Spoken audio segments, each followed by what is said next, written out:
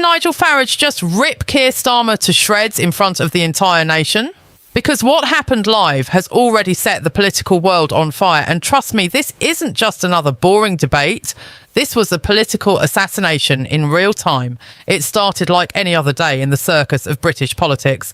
Keir Starmer thought he had the upper hand. Polished notes, rehearsed sound bites, and that carefully measured tone he always clings to like a safety blanket. But then came Nigel Farage.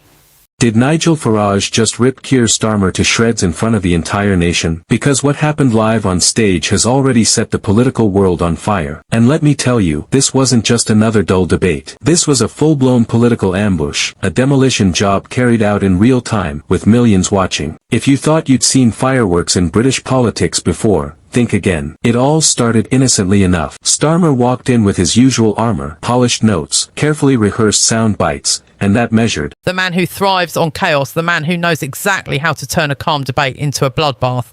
And in just minutes, Starmer's confidence began to melt away faster than ice in a July heatwave.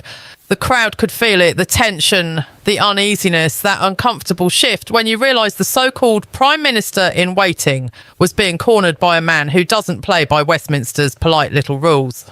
Farage didn't bother with niceties. He went straight for the jugular, hammering Starmer on every weak spot the Labour leader has tried to hide for months, from immigration to Brexit betrayals, from endless flip-flopping on policies to his robotic inability to show conviction. Farage! Robotic tone he clings to like a safety blanket. He looked calm, in control, maybe even a little smug. For a moment, you could almost believe he had the upper hand. But then came Nigel Farage. And when Farage enters the ring, you know things are about to get messy. Farage didn't waste a single second. No handshakes, no polite exchanges, no Westminster niceties. He went straight for the jugular. Immigration, Brexit, flip-flops on key policies. He tore straight into the wound Starmer has been desperately trying to hide. Every sentence hit like a hammer. Every jab stripped away Starmer's confidence. And the most shocking part, Starmer had no answers. The audience could feel it. That shift in energy, that uncomfortable tension when the so-called Prime Minister in waiting starts to crack under the spotlight. Starmer's voice wavered. His lines stumbled. The cool, calculated lawyer suddenly looked cornered, exposed, and weak. Farage, on the other hand, thrived in the chaos, smiling, pacing, throwing punches that landed harder each time. And then came the killer blows. Farage accused Starmer of betraying Brexit voters, of flip-flopping so often he couldn't be trusted to stick to anything, of being more machine than man when the country needs conviction. Salt in the wounds, over and over again. Starmer's face said it all. This wasn't debate, it was a public dismantling. Social media lit up instantly. Within minutes, clips of the clash were trending. Memes, sound bites, hot takes, the internet couldn't get enough. Viewers called it a bloodbath, a political assassination, and some even questioned if Starmer had just lost his shot at number 10 in a single night. The buzz wasn't just big, it was explosive. And here's the thing, whether you love Farage or loathe him, you can't deny what happened. In one night, he shifted the momentum. He reminded Britain that politics doesn't have to be polished, it can be raw, brutal, and unpredictable. Starmer walked in looking like the man in control. He walked out looking like a man who'd just been blindsided on national television. So the question now isn't whether Starmer can survive this, it's whether he can ever recover. Because when the mask slips, when the confidence cracks, the public never forgets. Farage didn't just win a debate. He exposed the weakness at the very core of Labour's leader. And if this was just round one, imagine what's coming next. Stay tuned.